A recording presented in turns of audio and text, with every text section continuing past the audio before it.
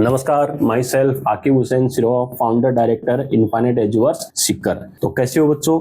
उम्मीद है कि आप सब लोग बहुत अच्छे से मेहनत कर रहे होंगे और जो 5 मई को नीट का एग्जाम होना उसके लिए बहुत अच्छे से तैयारी कर रहे होंगे। तो सबसे बड़ी बात क्या है बच्चों की, जैसे पिछले कई दिनों से कई बच्चों के कॉल है, मैसेज है या ऑफिस में पर्सनली आके मिलना है, बार बार एक क्वेश्चन सामने आ रहा है कि सर डर लग रहा है, प्रेशर डिप्रेशन फील हो रहा है, घबराहट हो रही है, सिलेक्शन होगा या नहीं होगा। और सबसे बड़ी बात, मैक्सिमम क्वेश्चंस तो उन बच्चों के आ रहे हैं ये सब जो पूरी साल बहुत अच्छे से मेहनत कर रहे हैं। तो एक बात खासकर बच्चों ध्यान रखिए, कोई भी बच्चा है इस चीज को पर्सनली ना ले कि ये डिप्रेशन, प्रेशर, डर, घबराहट ये खाली मुझे ही फील हो रहा है। एक बात का हमेशा ध्यान रखिए, जो भी बच्चा सिलेक्शन लेता है या मेडिकल कॉलेज में जाता है या इंजीनियरिंग कॉलेज में जाता है वो इन चीजों को फेस करके ही जाता है। कोई भी बच्चा ऐसा नहीं है जो इन डिप्रेशन, प्रेशर, डर, घबराहट इन सबको उसने फेस ना किया हो, क्योंकि दुनिया का कोई भी बड़ा काम है बिना डर, घबराहट, डिप्रेशन, प्रेशर इनको फेस किए बिना हो ही नहीं सकता। तो इस बात का खास कर ध्यान रखिए, ये कोई आपके लिए नई चीज नहीं है, ये एक प्रोसेस है और उस प्रोसेस में आने वाली प्रॉब्लम्स है जिनको फेस करके ही आप सक्सेस हो सकते हो। रही बात प्रॉब्लम्स की, तो मेनली क्या होता है इस टाइम पे, जैसे बच्चा प्रॉब्लम फेस करता ही क्यों है, सबसे बड़ी बात क्या है कि जब लास्ट मोमेंट जब आता है तो बच्चा इस चीज को क्लियर ही नहीं कर पाता कि मैं फिजिक्स पढूं या केमिस्ट्री पढूं या बायोलॉजी पढूं। जब बच्चा फिजिक्स खोलता है तो बच्चे को लगता है कि मैं केमिस्ट्री पढूं, केमिस्ट्री खोलता है तो बच्चे को लगता है मैं बायोलॉजी पढूं।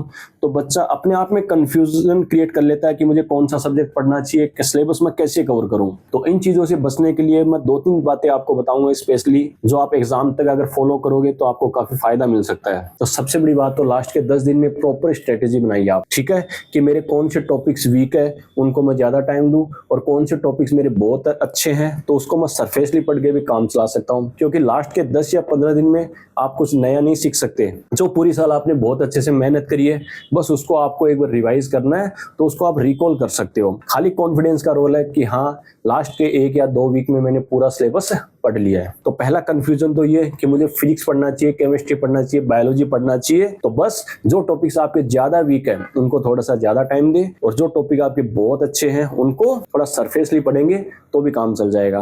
क्योंकि ये आप में कॉन्फिडेंस डेवलप करेगा कि मैं कैसे सिलेबस करूं और कैसे करना है, ठीक है।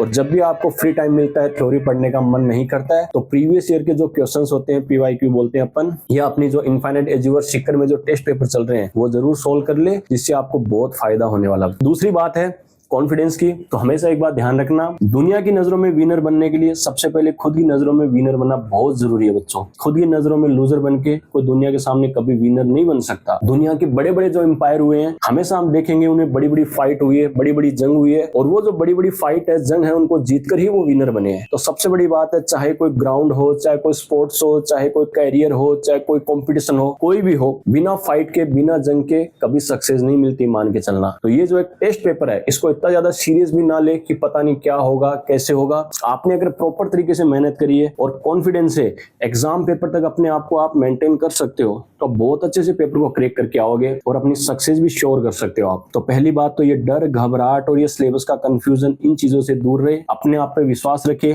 मान के चलना बच्चों, जितनी मेहनत आपने पूरी साल करी है और जितनी आपने पढ़ाई करी है वो आपके सिलेक्शन के लिए मोर देन सफिशिएंट है। मैं हमेशा बच्चों को एक बात कहता हूँ कि जब तक एग्जाम पेपर दे के आप बाहर नहीं आओ एग्जाम हॉल के, तब तक दिमाग में ये चीज नहीं होनी चाहिए कि मेरा तो सिलेक्शन हो ही गया या मेरा सिलेक्शन नहीं हो सकता। एक ही चीज दिमाग में रखनी है कि मेरा सिलेक्शन जरूर होगा।